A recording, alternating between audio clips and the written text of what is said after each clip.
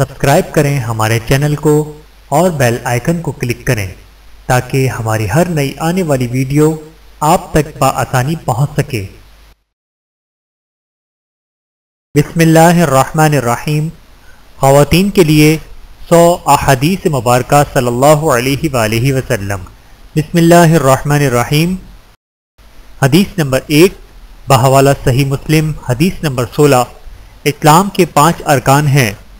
ترجمہ: سیدنا ابن عمر رضی اللہ تعالیٰ عنہ سے روایت ہے کہ رسول اللہ صلی اللہ علیہ وآلہ وسلم نے فرمایا، اسلام کی بنیاد 5 چیزوں پر رکھی گئی ہے، اس بات کی گواہی دینا کہ اللہ تعالیٰ کے سوا کوئی معبود نہیں اور بلا شبہ محمد صلی اللہ علیہ وآلہ وسلم اللہ کے بندے اور اس کے رسول ہیں، نماز قائم کرنا، زکوٰۃ ادا کرنا، بیت اللہ کا حج کرنا اور رمضان المبارک کے روزے رکھنا۔ فوائد: حدیث میں ذکر شدہ 5 ارکان اسلام میں سے کسی ایک کا انکار بھی کفر ہے۔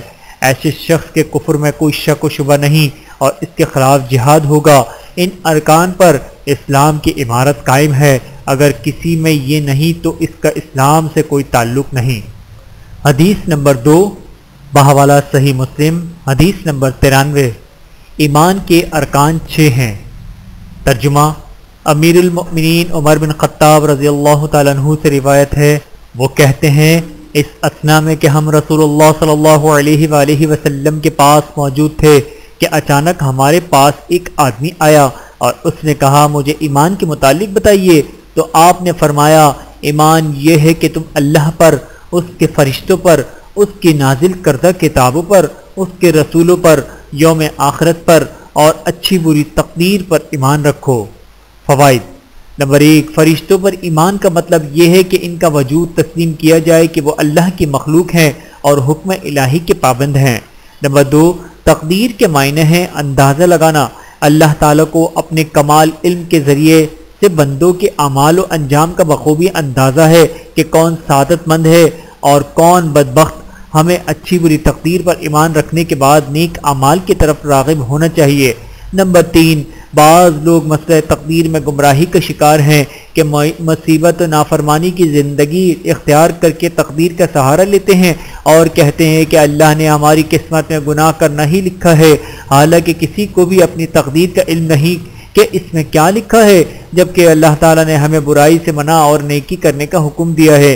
تو ہم پر لازم ہے کہ تقدیر پر ایمان لا کر اطاعت الہی اور اطاعت رسول صلی اللہ علیہ وآلہ وسلم کو اپنا شعار بنائیں۔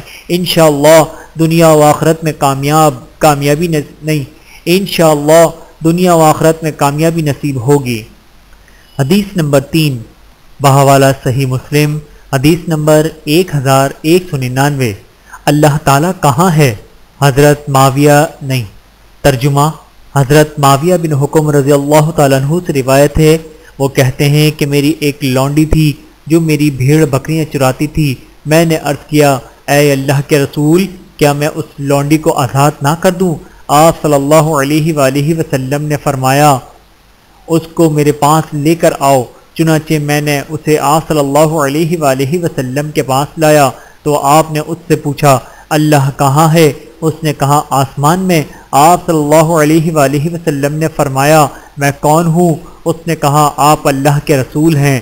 آپ صلی اللہ علیہ وآلہ وسلم نے فرمایا، اس کو آزاد کر دو، بے شک یہ ایمان والی ہے۔ فوائد: نمبر 1، اس حدیث سے معلوم ہوا کہ اللہ تعالیٰ عرش پر مستوری ہے جیسا کہ اس کی شان کے لائق ہے اور اللہ تعالیٰ کا علم و قدرت ہر جگہ پر ہے۔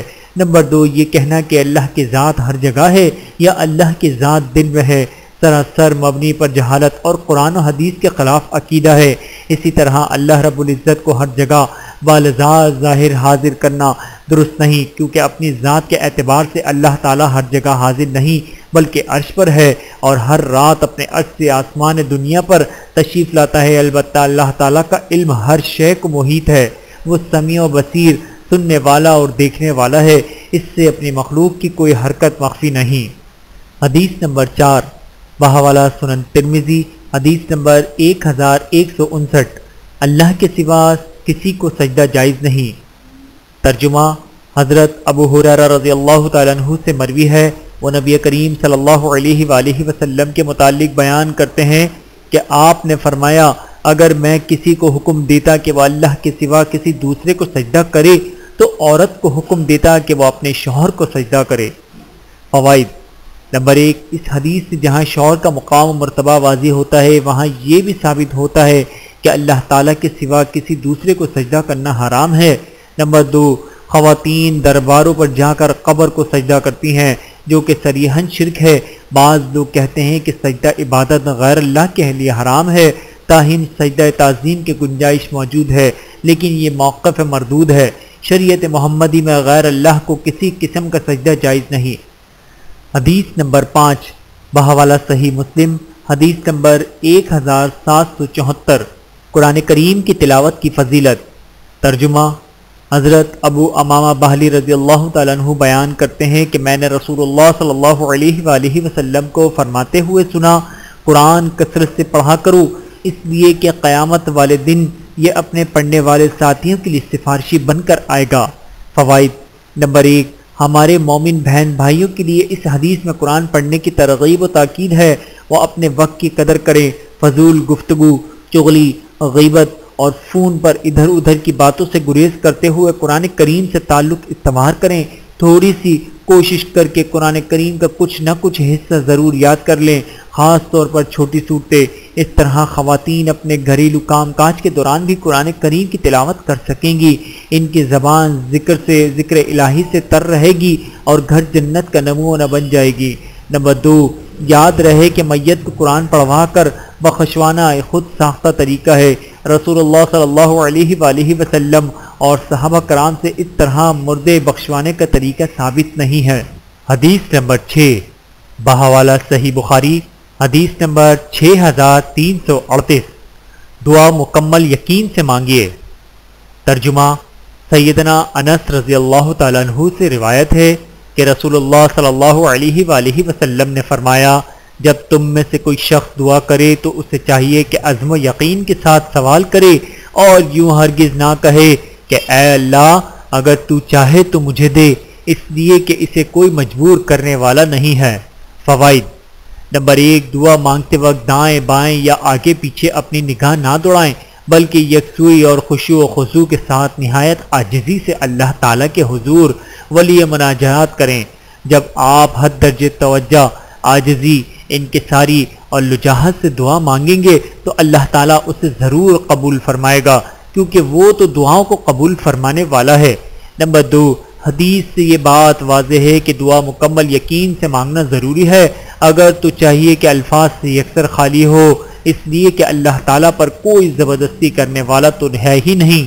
نیز زبان کی سچائی، دل کی صفائی اور رزق حلال کی پابندی سے رب رحمان اپنے بندے کی دعا پر فوراً مہربان ہو جاتا ہے۔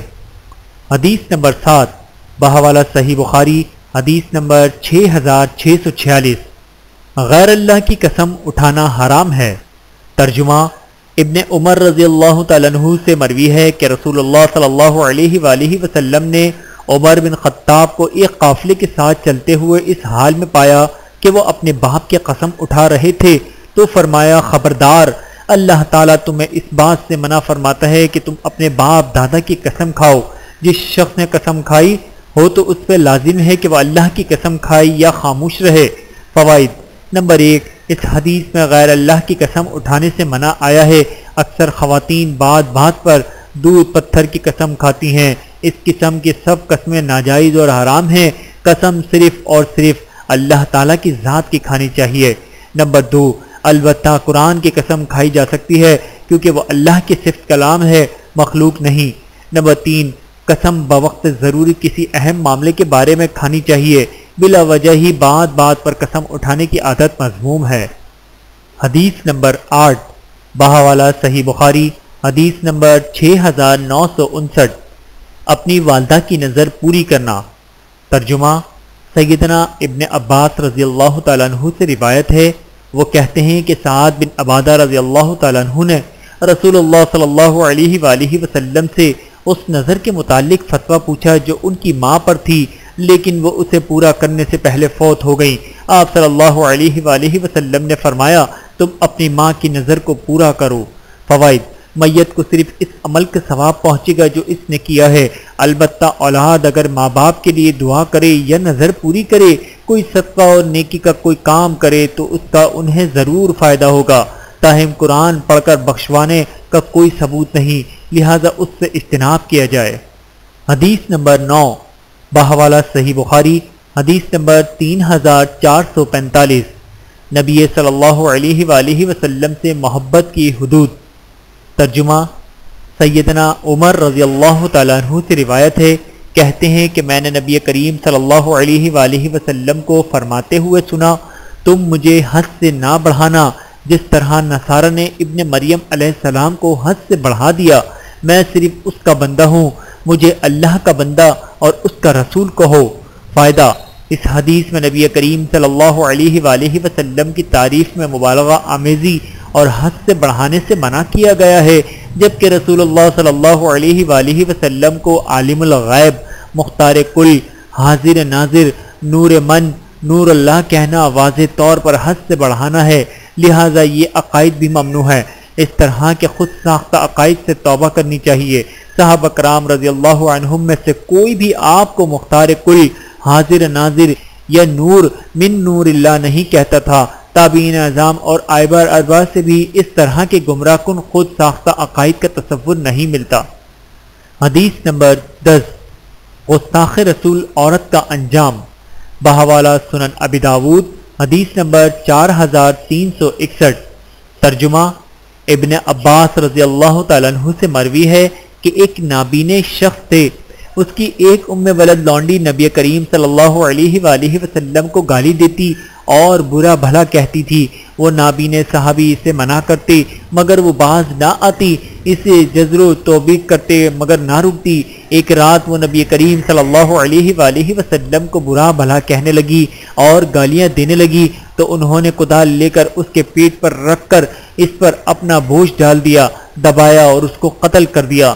یہ بات نبی کریم صلی اللہ علیہ وآلہ وسلم تک پہنچی تو تفتیش پر جب اس لونڈی کا جرم ثابت ہو گیا اور بات واضح ہو گئی تو آپ نے فرمایا گواہ رہو، اس کا خون رائے گا ہے۔ فوائد: نمبر 1، گستاخ رسول بلا شک و شبہ واجب القتل ہے۔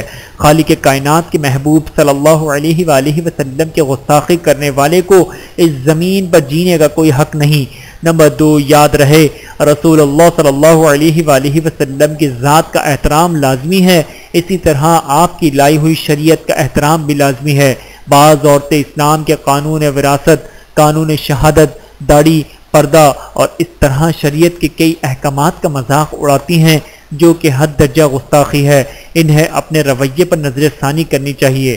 نمبر 3، دور حاضر میں کسی شخص پر گستاخ رسول کا الزام لگا کر اسے از خود قتل کر دینا، بالخصوص جبکہ وہ مسلمان بھی ہو، درست نہیں ہے، کیونکہ جہالت کی وجہ سے کئی شرعی امور کو بھی لوگ گستاخی کہہ دیتے ہیں، اس لیے ایسے امور حکومت اسلامیہ کی طرف لوٹائے جائیں گے تاکہ تحقیق و تفتیش کے بعد ہی درست فیصلہ کیا جا سکے۔ حدیث نمبر 11 بحوالہ صحیح مسلم، حدیث نمبر 4493، 3 میں اضافہ بدعت و گمراہی۔ ترجمہ: ام المؤمنین حضرت عائشہ صدیقہ رضی اللہ تعالیٰ عنہ سے روایت ہے کہ رسول اللہ صلی اللہ علیہ وآلہ وسلم نے فرمایا، جس نے کوئی ایسا عمل کیا جس پر ہمارا حکم نہیں تو وہ عمل مردود ہے۔ فائدہ: اس حدیث میں بدعت پر رد ہے۔ کچھ لوگ اپنی خاطر سے طریقہ ایجاد کر کے اس کو دین بنا دیتے ہیں، حالانکہ رسول اللہ صلی اللہ علیہ وآلہ وسلم نے نہ وہ کام کیا ہوتا ہے اور نہ اس کا حکم دیا ہوتا ہے۔ مثلا 11ویں ختم قل، 7واں 40واں عید میلاد النبی، 12 وفات کا جلوس، رجب کے کنڈے وغیرہ وغیرہ، یہ تمام کام خیر القرون میں صحابہ و تابعین نے کیے، نہ لوگوں سے کروائے، بلکہ یہ رسومات لوگوں کا مال شیر مادر سمجھنے والے مولویوں کی ایجاد ہیں، دین نہیں۔ دین وہ ہوتا ہے جس پر نبی کریم صلی اللہ علیہ وآلہ وسلم کی مہر ہو۔ یاد رہے تکمیل دین کے بعد ہی رسول اللہ صلی اللہ علیہ وآلہ وسلم نے وفات پائی ہے۔ حدیث نمبر 12 بحوالہ صحیح بخاری، حدیث نمبر 3573، صحابہ کرام رضی اللہ عنہم کو گالی دینا حرام ہے۔ ترجمہ: ابو سعید خدری رضی اللہ تعالیٰ عنہ سے روایت ہے کہ نبی کریم صلی اللہ علیہ وآلہ وسلم نے فرمایا، لوگو میرے صحابہ کو گالی مت دو، اگر تم میں سے کوئی احد پہاڑ کے برابر سونا اللہ کی راہ میں خرچ کرے تو ان کی ایک مد تقریباً 225 گرام یا آدھے مد غلہ کے برابر بھی نہیں ہو سکتا۔ فائدہ: انبیاء کرام کے بعد سب سے افضل اور بہترین جماعت صحابہ کرام رضی اللہ عنہم کی ہے۔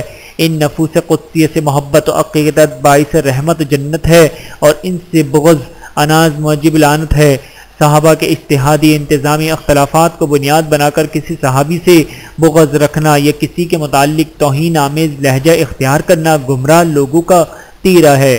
صحابہ کرام رضی اللہ عنہم کو برا بھلا کہنا بالواسطہ رسول اکرم صلی اللہ علیہ وآلہ وسلم کو برا بھلا کہنا ہے، پھر انہیں ملعون ٹھہرانا خود دین اسلام کو مشکوک ٹھہرانا ہے، کیونکہ انہوں نے ہی تو دین اسلام کے آگے پہنچایا ہے۔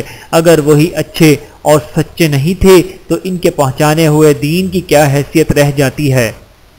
حدیث نمبر 13 بحوالہ سنن ابی داود، حدیث نمبر 376۔ دودھ پیتا بچہ اگر پیشاب کر دے۔ ترجمہ: ابو سما رضی اللہ تعالیٰ عنہ کہتے ہیں کہ رسول اللہ صلی اللہ علیہ وآلہ وسلم نے فرمایا، لڑکی کے پیشاب کی وجہ سے کپڑا دھویا جائے گا اور لڑکے کے پیشاب سے اس پر چھینٹے مارے جائیں گے۔ فوائد: نمبر 1، دین اسلام پر عمل پیرا ہونا نہایت آسان ہے، بشرطے کہ کوئی عمل کا ارادہ رکھتا ہو۔ پہلی امت کے کپڑوں کو اگر نجاست لگ جاتی تو متاثرہ حصے کو کاٹ کر پھینکنا ضروری تھا۔ دین اسلام نے آسانی کر دی کہ دھو کر ایسے کپڑے کو دوبارہ استعمال کیا جا سکتا ہے۔ پھر مزید آسانی فرمائی کہ دودھ پیتا بچہ اگر پیشاب کر دے تو اس کی پاکی اور صفائی کے لیے چھینٹے مار لینا کافی ہے، تاہم بچے کے پیشاب کو دھویا جائے۔ نمبر 2، انسانی پیشاب نجس ہے، وہ بچے کا ہو یا بڑے آدمی کا، صرف دھونے میں تخفیف ہے۔ معزز خواتین کو بچوں کے پیشاب کا بہانہ بنا کر نماز ترک کرنے کی کسی صورت اجازت نہیں۔ حدیث نمبر 14 طہارت کے بغیر نماز قبول نہیں ہوتی۔ بحوالہ صحیح مسلم، حدیث نمبر 535۔ ترجمہ: ابن عمر رضی اللہ تعالیٰ عنہ سے روایت ہے، کہتے ہیں کہ بلا شبہ میں نے رسول اللہ صلی اللہ علیہ وآلہ وسلم کو فرماتے ہوئے سنا، کوئی نماز بغیر طہارت یعنی وضو یا تیمم کے قبول نہیں کی جاتی، اور نہ ہی خیانت والے مال سے کوئی صدقہ قبول کیا جاتا ہے۔ فوائد: نمبر 1، وضو سنت کے مطابق کرنا لازمی ہے، جس طرح مرد و عورت کے درمیان ادائیگی نماز میں کوئی فرق نہیں، اسی طرح ان کے وضو کا طریقہ بھی ایک ہی ہے۔ نیز کوئی نماز میں بغیر وضو کے درست نہیں، فرض ہو یا چاہے نفل۔ ہاں، اگر پانی میسر نہ ہو یا وضو کرنے سے بیماری میں اضافے کا اندیشہ ہو تو ایسے شرعی عذر کی صورت میں تیمم کیا جا سکتا ہے۔ نمبر 2، دوران نماز اگر وضو ٹوٹ جائے تو نماز چھوڑ کر وضو کرنے کے بعد دوبارہ نماز ادا کرنا ضروری ہے۔ یاد رہے، پوری نماز اثر نو پڑھنی ہوگی، پہلی نماز شمار نہیں ہوگی۔ حدیث نمبر 15 عورت غسل جنابت میں مینڈیاں نہ کھولے تو بھی کوئی حرج نہیں۔ بحوالہ صحیح مسلم، حدیث نمبر 744۔ ترجمہ: ام المؤمنین ام سلمہ رضی اللہ تعالیٰ عنہ سے روایت ہے، کہتی ہیں کہ میں نے کہا، اے اللہ کے رسول، میں اپنے سر کی مینڈیاں خوب اچھی طرح باندھتی ہوں، کیا جنابت کے غسل کے لیے میں ان کو ضرور کھولوں؟ آپ نے فرمایا، نہیں، تیرے لیے صرف یہی کافی ہے کہ تو اپنے سر پر 3 چلو بہا لے، پھر اپنے آپ پر پانی بہا لو تو اس سے تو پاک ہو جائے گی۔ فائدہ: مرد و عورت کے غسل کا ایک ہی طریقہ ہے، اس طرح کہ پہلے استنجا کر کے نماز والا وضو کر لیا جائے، اس کے بعد 3 لپ پانی سر پر ڈال کر بعد ازاں پورے جسم پر پانی بہا لیا جائے۔ البتہ پاؤں غسل کرنے کے بعد بھی دھو جا سکتے ہیں۔ فرض غسل میں پورے جسم پر پانی بہانا اور تمام حصوں کو پانی پہنچانا ضروری ہے، البتہ عورتوں کو مینڈیاں نہ کھولنے کی اجازت ہے، جبکہ غسل حیض کے لیے بال کھولے جائیں۔ حدیث نمبر 16 عورت کو بھی مسواک کرنی چاہیے۔ ترجمہ: ام المؤمنین حضرت عائشہ صدیقہ رضی اللہ تعالیٰ عنہ فرماتی ہیں کہ اللہ کے نبی صلی اللہ علیہ وآلہ وسلم مسواک فرماتے اور پھر مجھے مسواک دھونے کے لیے دے دیتے تو میں اس سے مسواک کرتی، پھر دھو کر آپ صلی اللہ علیہ وآلہ وسلم کو دے دیتی۔ فوائد: نمبر 1، مسواک کرنا رسول اللہ صلی اللہ علیہ وآلہ وسلم کی محبوب سنت ہے، اللہ کے خوشنودی منہ کی طہارت کا ذریعہ ہے، علاوہ ازیں اس میں نظام ہضم کی درستی جیسے بے شمار فوائد ہیں۔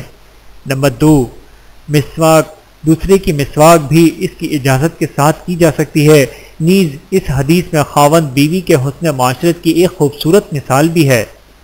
حدیث نمبر 17، بہاولہ جامع ترمذی، حدیث نمبر 377، سر ڈھانکے بغیر عورت کی نماز قبول نہیں ہوتی۔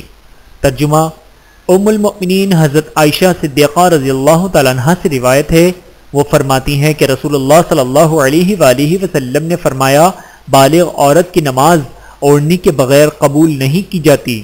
فائدہ، نماز میں عورت کے لیے اپنے وجود کو مکمل ڈھانپنا لازمی ہے، البتہ ہاتھوں اور چہرے کو ڈھانپنا نماز میں ضروری نہیں۔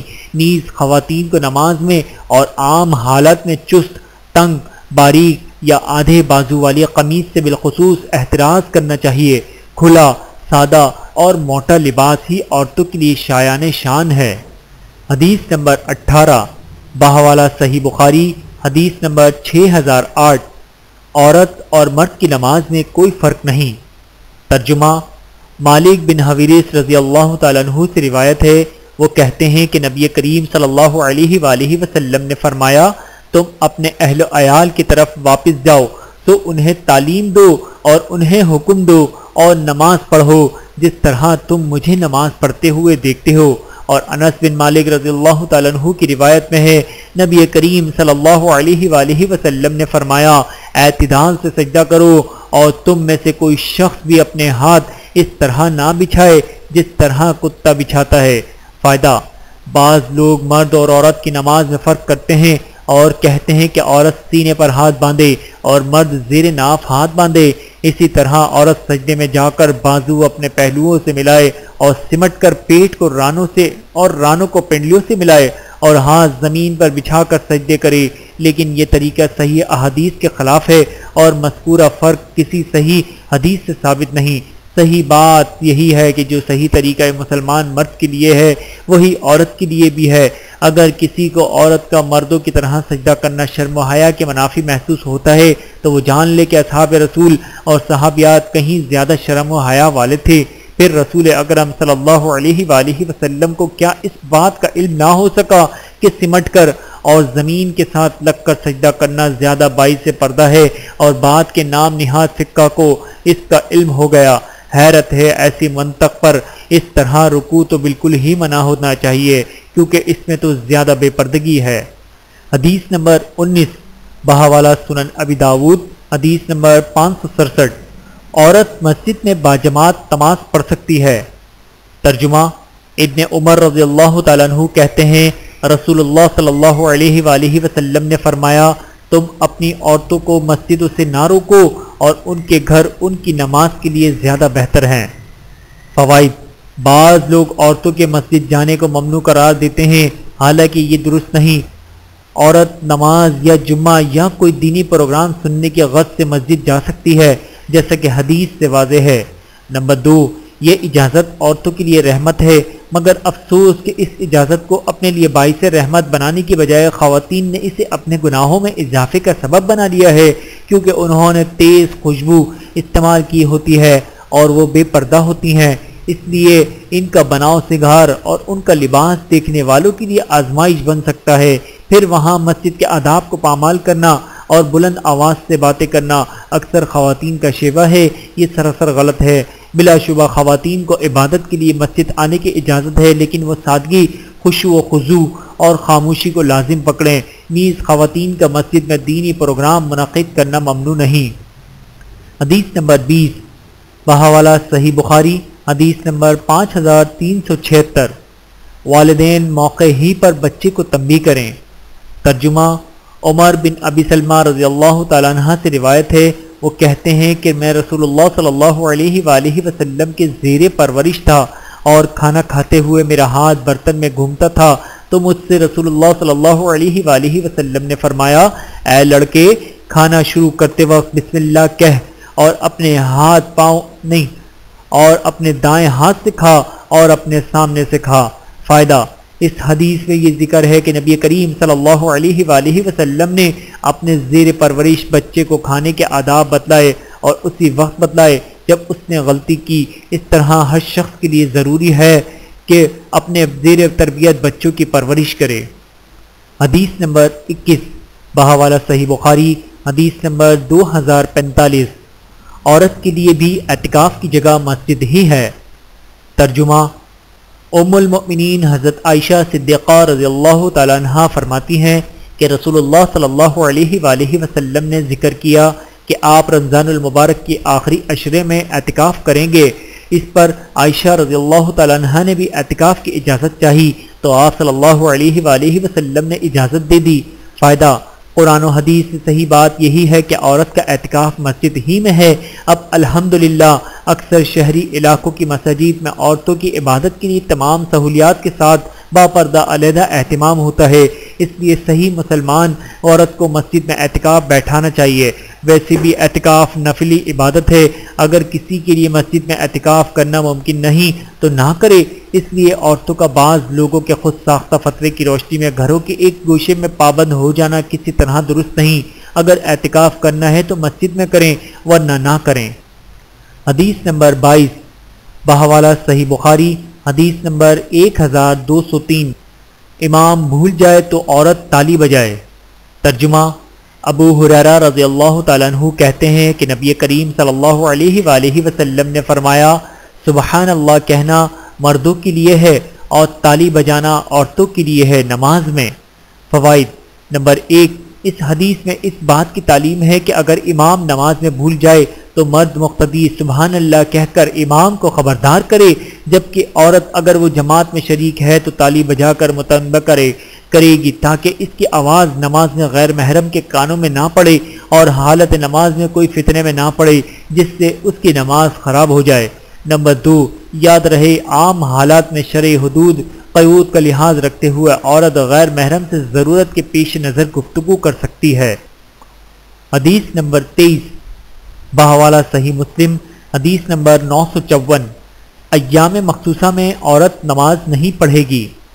ترجمہ: حضرت فاطمہ بن ابی حبیش رضی اللہ تعالیٰ عنہ سے مروی ہے کہ انہیں استخاصہ کے خون آتا تھا تو نبی کریم صلی اللہ علیہ وآلہ وسلم نے ان سے فرمایا، جب حیض کا خون آئے پس بے شک حیض کا خون کالے رنگ کا ہوتا ہے جو پہچانا جاتا ہے، تو جب وہ نہ ہو تو نماز سے رک جاؤ اور جب دوسرا خون استخاصہ ہو تو وضو کرو اور نماز پڑھو۔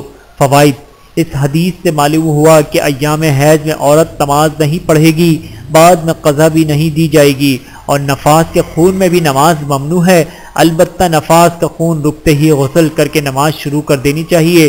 بعض اوقات خواتین 40 دنوں کے مکمل ہونے کا انتظار کرتی ہیں اور پھر نماز شروع کرتی ہیں، یہ درست نہیں کیونکہ یہ زیادہ سے زیادہ مدت ہے۔ اگر پہلے خون رک جائے، پاکیزگی حاصل ہو جائے تو فوراً غسل کر کے نماز کا اہتمام کریں۔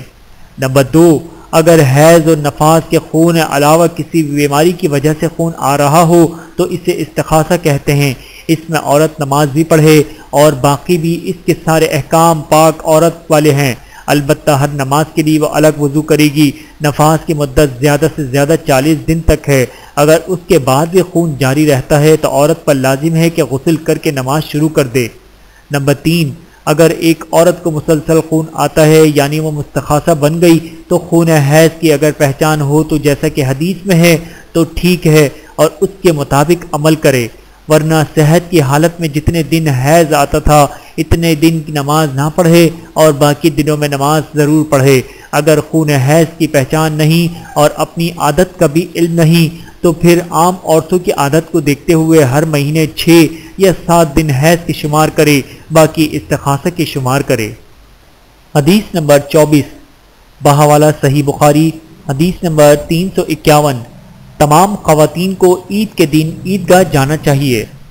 ترجمہ: ام عطیہ رضی اللہ تعالیٰ عنہ سے مروی ہے کہ ہمیں حکم دیا گیا کہ ہم حائضہ عورتوں اور پردہ نشین جوان لڑکیوں کو بھی عیدین میں ساتھ لے کر نکلیں تاکہ وہ بھی مسلمانوں کے اجتماع اور ان کی دعاؤں میں شریک ہوں، البتہ حائضہ عورتیں نماز کی جگہ سے الگ رہیں، نماز میں شامل نہ ہوں، صرف دعا میں شرکت کریں۔ فوائد: نماز عید کی نماز عیدگاہ یا کھلے میدان میں پڑھنا رسول کریم صلی اللہ علیہ وآلہ وسلم کی ساری زندگی کی سنت ہے۔ کھلے میدان کے ہوتے ہوئے بلا وجہ مسجد میں نماز عید ادا کرنا سنت سے بے رغبتی ہے۔ نمبر 2، خواتین کو شرعی حدود و قیود اور پردے کا لحاظ رکھتے ہوئے عید کے دن نماز کے لیے اور حائضہ اور نفاس ہونے کی صورت میں اجتماع و دعا میں شرکت کے لیے کھلے میدان میں جانا ضروری ہے۔ جو لوگ اسے قرون اولیٰ کے ساتھ خاص کرتے ہیں ان کا موقف غلط اور بلا دلیل ہے۔ حدیث نمبر 25 بحوالہ صحیح مسلم، حدیث نمبر 689۔ حائضہ عورت ہاتھ دراز کر کے مسجد میں بڑی چیز اٹھا سکتی ہے۔ ترجمہ: ام المؤمنین حضرت عائشہ صدیقہ رضی اللہ تعالیٰ عنہ کہتی ہیں کہ رسول اللہ صلی اللہ علیہ وآلہ وسلم نے مجھ سے فرمایا، مسجد سے چٹائی پکڑاؤ۔ میں نے عرض کیا، میں تو حائضہ ہوں۔ آپ نے فرمایا، تیرا خون حیض تیرے ہاتھ میں نہیں۔ فائدہ: حائضہ عورت کے ہاتھوں میں نجاست نہیں ہوتی جس سے کوئی چیز پلید ہو جائے، لہٰذا کوئی چیز اس کے پکڑنے سے پلید نہیں ہوتی۔ البتہ قرآن پڑھ سکتی ہے، بغیر حائل کے چھو نہیں سکتی، اس لیے کہ قرآن چھونے کے لیے کامل طہارت ضروری ہے۔ علاوہ ازیں حائضہ عورت مسجد میں داخل نہیں ہو سکتی۔ ہاں، ضرورت کے پیش نظر ہاتھ بڑھا کر مسجد سے کوئی چیز پکڑ سکتی ہے۔ ویڈیو دیکھنے کا بہت شکریہ۔ مزید ویڈیوز دیکھنے کے لیے ہمارے چینل کو سبسکرائب کریں۔ اگر ویڈیو پسند آئے تو لائک کریں۔ اچھی بات کو دوسروں تک پہنچانا صدقہ جاریہ ہے۔ جزاکم اللہ خیرا کثیرا۔ اپنا اور اپنے پیاروں کا بہت زیادہ خیال رکھیے گا اور مجھے دعاؤں میں یاد رکھیے گا۔ Take care. اللہ حافظ۔